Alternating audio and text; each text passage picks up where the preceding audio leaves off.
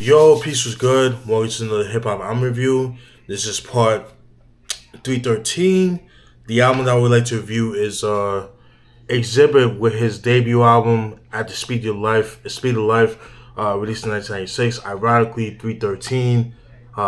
Him being originally from Detroit, I thought that was kind of interesting to say the least. So originally, I already did a review on this album, like I think a little over 10 years ago, but I wanted to redo it because some of the reviews that I did in the past I didn't really like. So I want to revisit them. Especially like highlighting the lyrics and that kind of thing. Because as you get older, you listen to music different, you catch different things, and that's why I kind of want to do. I kind of want to do that with some of the albums that I reviewed over time. So I'll definitely be doing that. So definitely stay tuned for that. But for those who know what Xzibit is an MC from. He's an LA based MC, but he's originally from Detroit, Michigan. Then he moved to Albuquerque, New Mexico, around his teen years and that kind of thing, and eventually he moved to LA. So he was discovered by King T, and King T hooked him up with DJ Broadway, who worked with that was King T's DJ. This stuff DJ Broadway did some work with him, I believe, on the Trifling album as well. But I know he definitely worked with him on the For Life album. I could be wrong about the Trifling, but I know he definitely worked with him on the For Life album, which is my favorite. Those two albums are my favorite King T albums. And then in 1994, he appeared on Freestyle Ghetto, which was on King T's For Life album, and that was like his first song he ever did. He didn't record no demos. That was basically like his demo.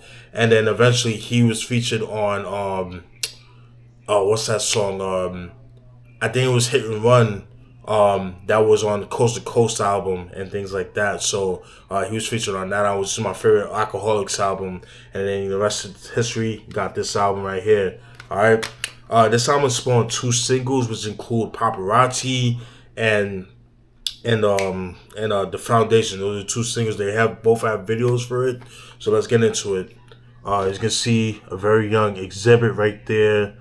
Man, he had to be like in his 20s, like early 20s, like 2021, around that time period. Got the freeway, which I'm believing it's the 405 on my LA, my Los Angeles. Let me know what highway that is. You know what I'm saying? For those that watch, all right, that watch from LA or from Cali, whatever the case may be. Got the background right there. That's basically, I think that's like an outtake pick from the Paparazzi video, which is a very beautiful video. Love that joint. Got the symphony and the beach. That's really fucking dope. Really cinematic. Really dope. Alright, show you what the CD looks like. Pretty dope. Got Xzibit, drinking a 40 in front of a motel, downtown motel. I'm pretty sure that shit don't even exist anymore. So I don't know. Maybe it does. I don't know. For those that live in LA, let me know if that shit even exists. Pretty interested to know. We got Xzibit right here. Pretty cool right here in front of an abandoned house. Then here you got like the lyrics right here. Pretty cool. They got some dope pics of Xzibit right there. And then it's a dope pic right here. Him, LA right behind him. That's really dope right there. Really, really sick. Now, let's get into the features of the album. Features include Hurricane G, may she rest in peace. King T, was I mentioned before. Catastrophe, aka Tash from Alcoholics, and J. Rowe. Who else? Razcast and Saphir, may he rest in peace. It's kind of crazy to say. And that's it with the features. Now let's get into the producers. The producers include Craig Sherrod, Dyad Arthur. Dyad Arthur, dope producer. He's worked with G Unit, particularly with the songs My Buddy. He did the beat for that. And then he did the beat for Lloyd Banks' Warriors of the Hunger for More album. So that kind of gives you an idea. But he got his start on this album. And actually originally, recently, like a couple of days ago, I actually found a beat tape that he did around like 97. So it was like compositions and like original compositions and beats that he did. around that time period like that, at the speed of your life. So it definitely has that sound. So if you like this album production wise, I think you will definitely enjoy that beat tape. I'll post that in the description box. So I think that's pretty interesting. E Swift of Alcoholics is another one. Craig Sherrod I mentioned before, Diode Awesome, DJ Muggs, Diamond D, and DJ Pen One. Those are the producers of the album, right? You know how I get down. I'm gonna go through some of the tracks. Let you go through some of the tracks and things like that. But like I said before, this is just I've done this review years ago, but this is like a Redux edition. Redux means like reviving something or bringing something back, basically. So that's basically what Redux means. But I just want to highlight the lyrics because Xzibit's that dude. You know what I'm saying? So before Pimp My Ride and all that, the movie star that he is and stuff like that, he was actually a hungry rapper from the West Coast. Another thing too I want to mention too, if you notice, this is enhanced CD. So he did this first. I think he's the first MC to do that. Before Mobb Deep, because people, contrary to popular belief, people think that Mobb Deep was the first to do that on Hell on Earth. It was actually Xzibit, because this album came out in October of that year, '96. I think October 15th or something like that. And Hell on Earth came out November 19th of 1996. So I throw it out there. Now let's get into the songs. First track is the grand opening interlude. It's just an instrumental, nothing too crazy. Track 2, At the Speed of Life. Don't Wait to Start the Album, the self-titled track. It starts off with, it uses a taxi cab sample where Robert De Niro is just talking this shit. It's like, I'll go to anywhere. I'll go to Harlem, Brooklyn, Bronx, wherever, it doesn't matter to me, that kind of thing. And pretty dope, man. Really dope. Kind of sets the tone of the album. Love that joint. Dope beat. I like the line when he said, trying to glorify greed, living at a ridiculous speed. Indeed, the man's goal to achieve, to succeed. Have it laid out for your seed. But the world gets colder every day by day. Physically, mentally getting drained by LA. Trying to find a peace of mind is like trying to find a gold mine. It just won't happen. No time for relaxing. Real soldiers are fortunate at front line of the action. So never show a nigga what you packing. You know what I'm saying? It's too much weight to be juggling. Who do you picture when you think about struggling? Kids in the bed, no food, stuck bubbling. Or niggas in the E-class heavy drug smuggling. Whoo, fire. Love that. That's some real shit right there. So that was track 2, At the Speed of Life. Track 3, Just Maintain. Another dope joint right there that was produced by E Swift. It features J. Rowe and Hurricane G. One of my favorite tracks. Love the line by Xzibit when he says, Xzibit celebrate. I rush it to the extreme like nicotine. Never get me clean for your bloodstream. We all can't bust. So do it how you must, and hustle, avoid getting rushed to handcuffs. Plus in God we trust, but don't trust us. We just add to the ashes, then kick up and dust it like that. Love that joint right there. I believe that song was featured on the movie Conspiracy Theory. I believe that was with Mel Gibson and Julia Roberts. Is another good movie right there. I do remember hearing that song in that movie, so I had to throw that out there. So that was track 3, Just Maintain. Track 4, Eyes May Shine. Another one of my favorite joints right there. That was more like a promotional single, so it was like a underground single. But I feel like that's a song that should have had a video, in my opinion. Love that joint right there. Love the Havoc remix. Where him and Mobb Deep was featured on the song and Havoc did the beat. That shit goes so hard. I like the line when he says, keep your eyes wide, cause the style gets darker. I make papers and see more new cars than Bob Barker. And if the price ain't right, then it's time to take flight. Let the pieces go twice to make sure you see the light. Plus I'm dreaded, not by the looks, by the cops flip and flocks of females that only think they with their crotch. Like unlimited smoke. The bonafide cut through, Columbia necktie, now you don't look fly. Don't you look fly? I'll leave you there to be discovered by your mother or maybe your brother or your Bati boy lover. Whew, fucking dope. Love that joint right there. So that was track 4, Eyes May Shine. Track 5, Positively Negative. That was produced by Craig Sherrod featuring King T. That was a cool track. Not one of my favorite tracks, but it's a cool track. Kind of like a laid back track. Dope drums, but the samples kind of laid back.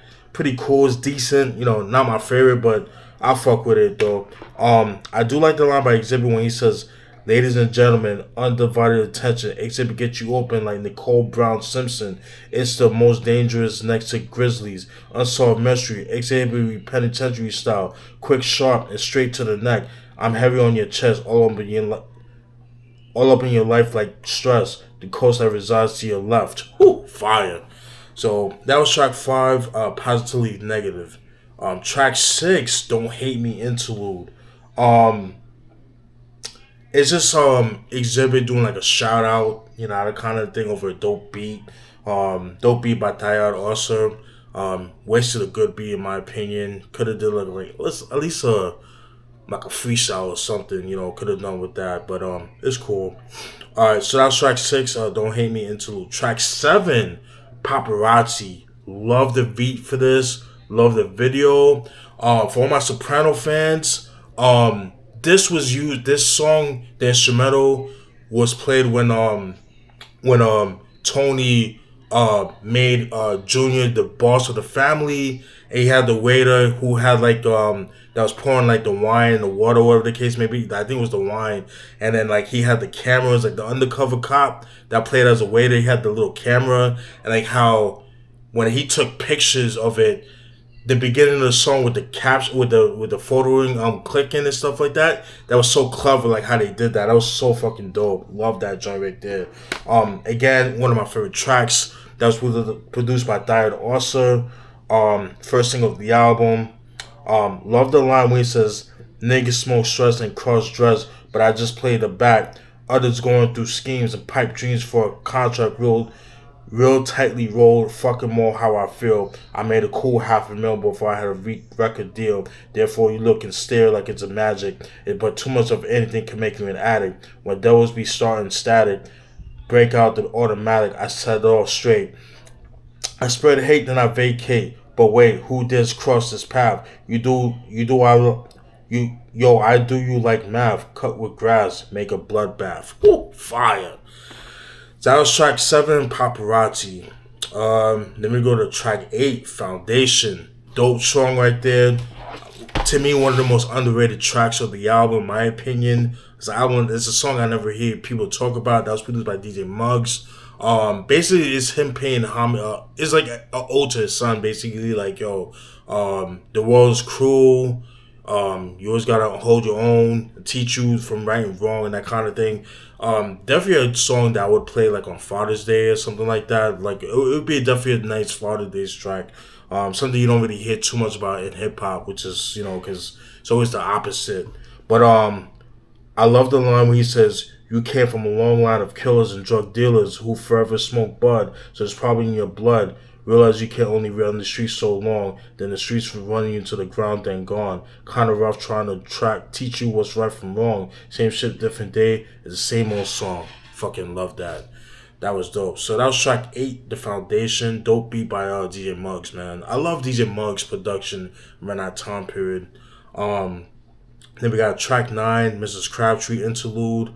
Another interlude that wasted a good beat, in my opinion. Just basically like, you know, a teacher introducing Xzibit to students and stuff like that. It's like, who's this guy? You know, that kind of thing. Kind of a waste of a track if you ask me. But yeah, the beat was wasted. I don't know why, but it is what it is. Then we're gonna go to track 10, Bird's Eye View, that was produced by Diamond D, which features Tash from the Alcoholics and J-Ro of the Alcoholics as well. Dope track.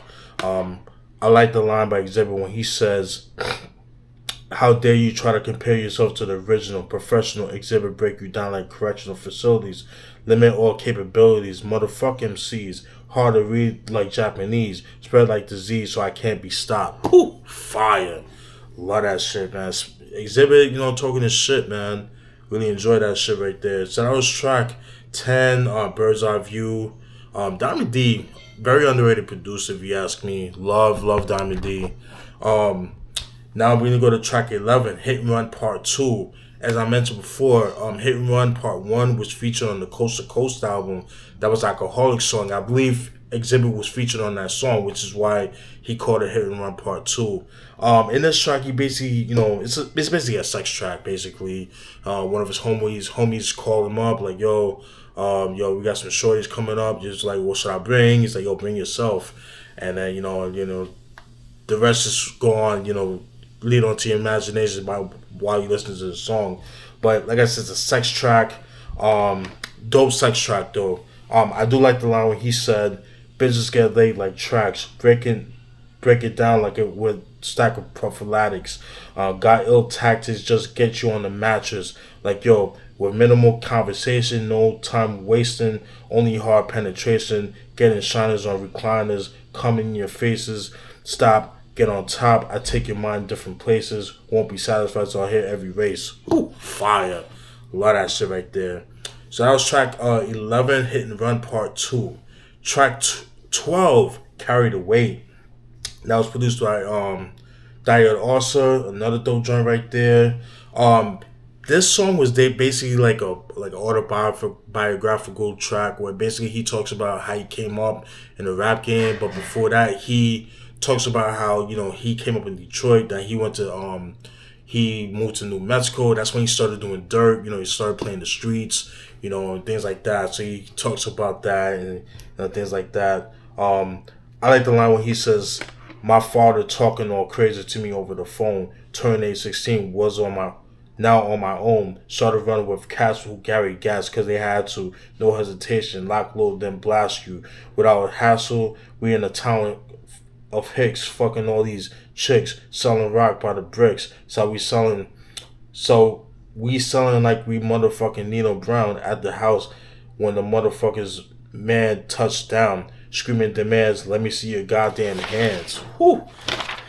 ATF, cause handguns are contraband, never kept it in the house, so of course we clowned.